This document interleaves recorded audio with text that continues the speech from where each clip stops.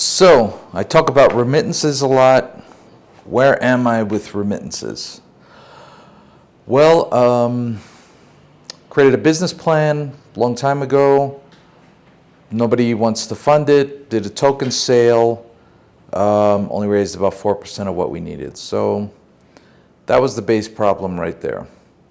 After that, so really, the point of focusing on remittances is so that they're inflows so we can maintain merchants. So this year we have Pan Money affiliated, I think, more than 1,000 merchants, almost all of them in Venezuela, in preparation for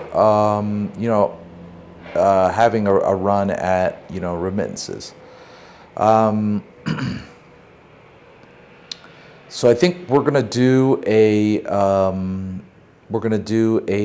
another remittances pilot, and probably focused around combo remittances, which is basically the idea is that we have merchants who sell products, mostly primary needs, such as food, medicine, pharmaceuticals, things like that. And then, it's very common, for example, they'll say, like, well, here's a combo. Here's a pound of rice, a pound of sausage, 3 cans of vegetables, and bam, this costs $10, right? And so what people will do is we've had some success with this in the past. They will, we'll make these offers available to people in, for example, Europe, and they'll pay crypto. They'll buy the combo. So a person in, say, Madrid will pay a merchant in, say, Caracas, to buy the combo and then to have it delivered to their remittance, a combo remittance recipient, family member, whatever, in the Caracas area, right? So we've had some success with this in the past. So I'd like to figure out how to scale that up. I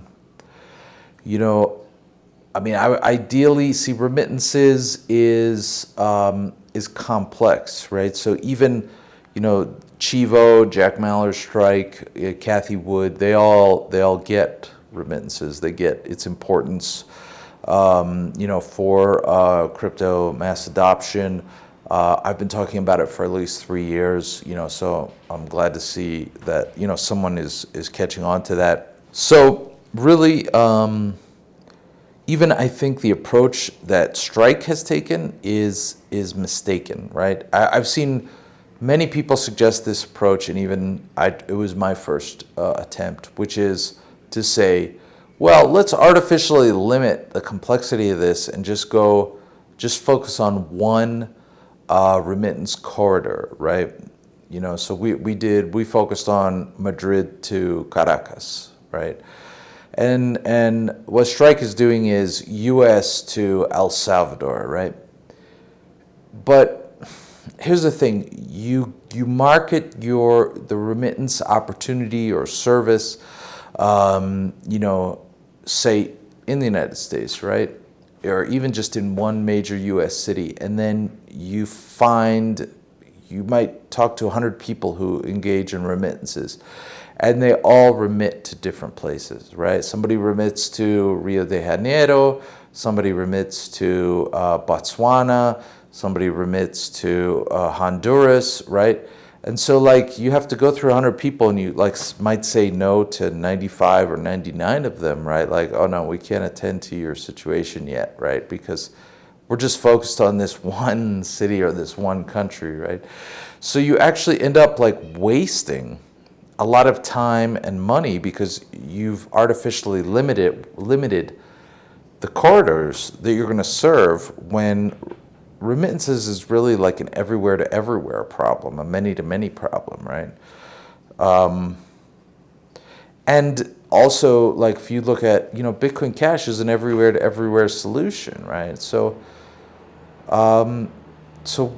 at the bottom of this, it means that you have to be prepared to serve people who are remitting, from any of 100 places to any of another 100 places, right? And 100 times 100, right?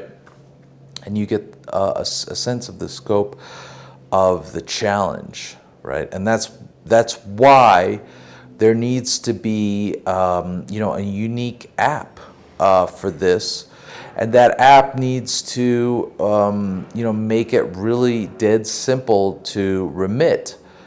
Now some people, when I talk about remittances, they're like, oh, well, you have to have banking relationships and you have to handle the on and off ramps for people, and that's not viable, because then you have to look into money transmitter licenses, and then you have to say, well, I'm not going to do business in the U.S. I'm not going to do business in Cuba, Venezuela, or and then so basically what you've done is you've eliminated all the places where bringing crypto adds the most value. So I mean, it's like you've handicapped yourself from day one, right? So you have to leverage the decentralized nature. You have to leverage the existing ecosystem, right? So you have to take people through a flow that can be a little bit complex, right? Say you have somebody who downloads the app who wants to remit from New York City. So you have to take them through a process of finding a local ATM or finding a local centralized exchange or DEX that serves that area, or local traders, maybe via localcryptos.com now. And you have to be able to show them, so it's a marketplace approach, right? It's not about becoming another intermediary. It's about facilitating access to the existing ecosystem, right? Making it easy, making it flow. And then so helping them onboard. It's almost like a Priceline or Expedia or something, right? Or these AMMs on Ethereum that aggregate all the different decentralized swapping marketplaces, right? It's like that. Yeah.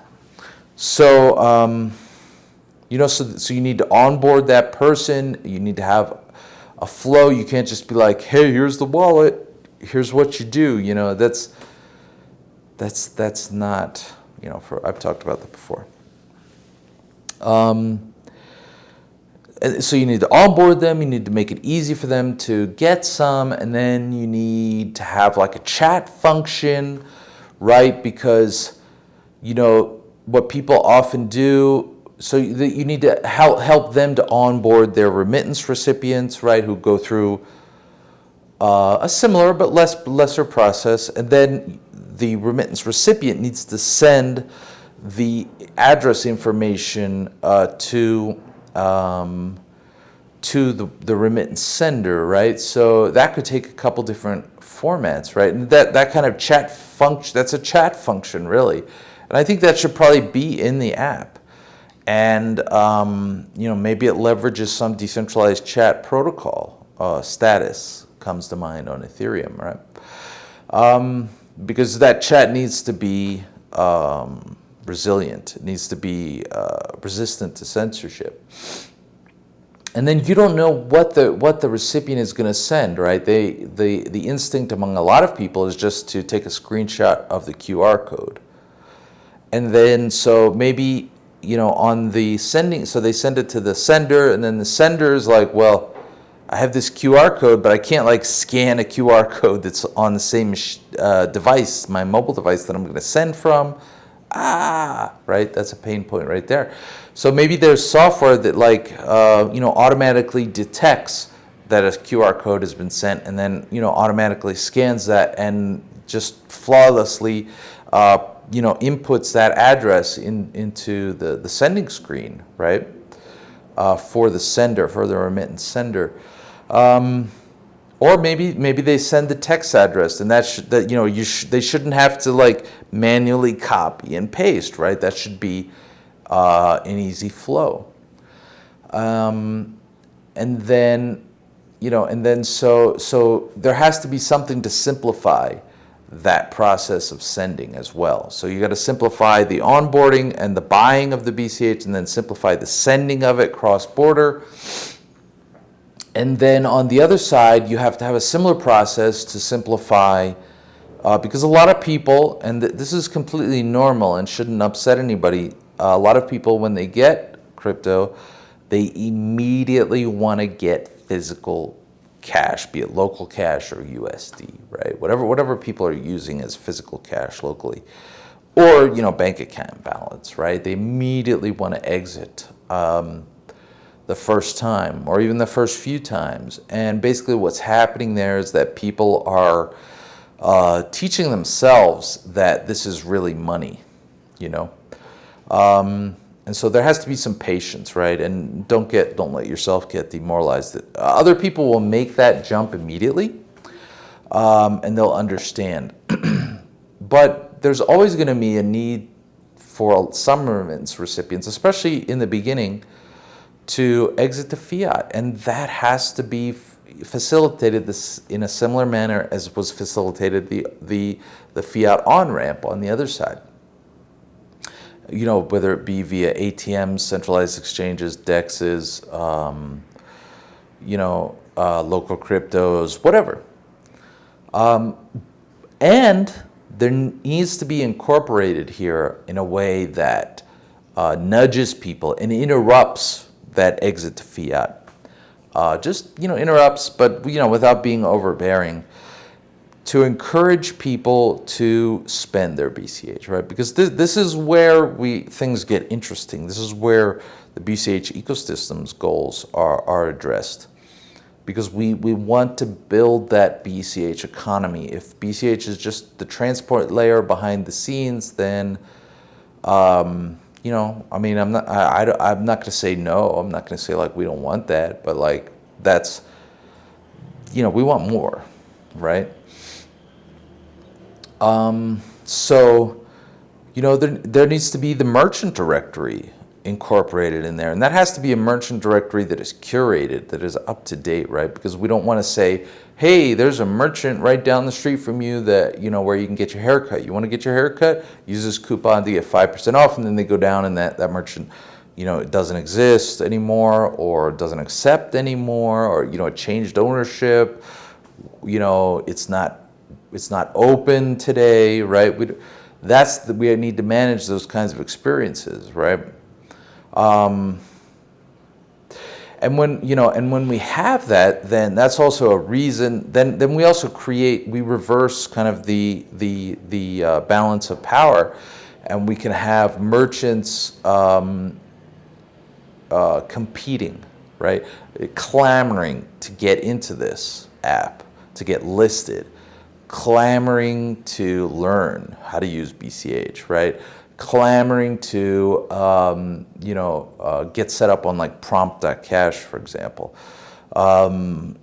Clamoring to offer discounts in order to get a piece of this growing inflows, right?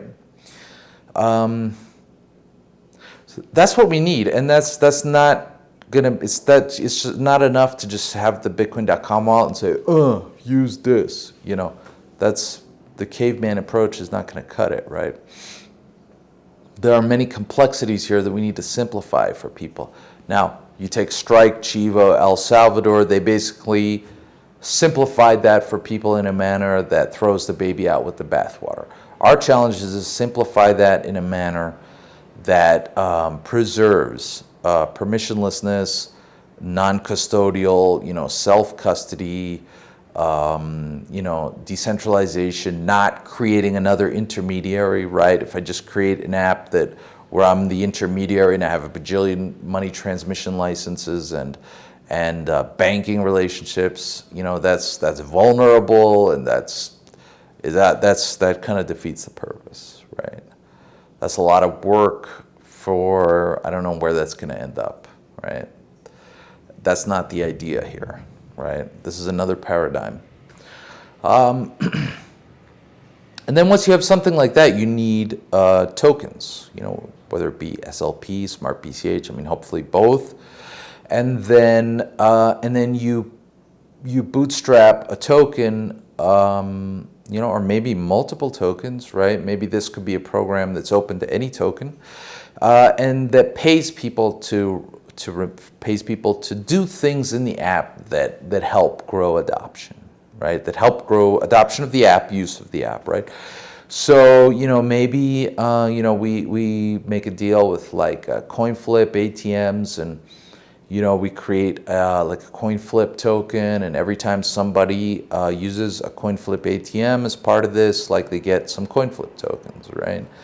Or, maybe we work with local cryptos to help them make a token. They like Ethereum, so maybe their token is multi-chain, Smart BCH and Ethereum or whatnot. And every time somebody, fiat on or off ramps via local cryptos, they get some local cryptos tokens, right?